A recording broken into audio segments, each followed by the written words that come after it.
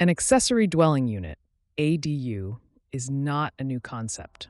Accessory dwelling units have been around in some form in the United States for nearly as long as housing.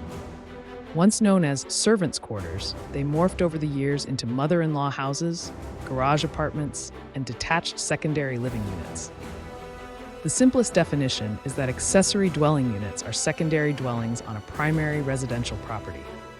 Some also call an ADU an accessory apartment, guest apartment, family apartment, or in-law apartment.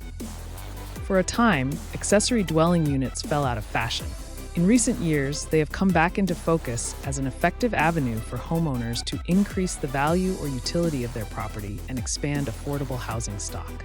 Massachusetts Governor Maura Healey signed a $5.16 billion housing bond bill on Tuesday, August 6, 2024. A key provision allows accessory dwelling units by right in single-family zoned neighborhoods statewide. These units can be basement and attic apartments, home additions, or small detached dwellings on the property. There are still rules and regulations, but the new law allows more flexibility and options. Local governments can impose reasonable regulations, such as, but not limited to, site plan review, dimensional setbacks, restrictions on the bulk and height of structures, and restrictions on and prohibition of short-term rental accessory dwelling units. There are 3 key points relative to the new statewide ADU regulations home buyers should know. 1. Accessory dwelling units can be up to 900 square feet or half the size of the primary home, whichever is smaller. Homeowners are not required to obtain a special permit for one ADU. 2. ADU occupants are not required to be related to the property owner, which is a typical local zoning restriction.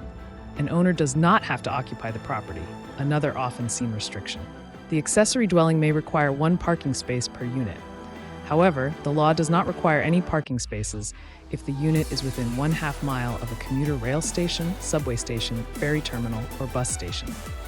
3. Local laws on short-term rentals, such as Airbnb, still apply, but municipalities cannot unreasonably restrict accessory dwelling units. The new provisions in the bill supersede any inconsistent local bylaws or ordinances already in existence.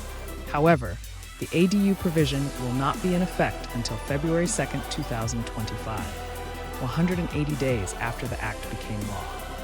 Whether a homebuyer is looking for a property with an existing ADU or is considering building one in the future, it's essential to understand available options and how regulations might impact your home buying decisions.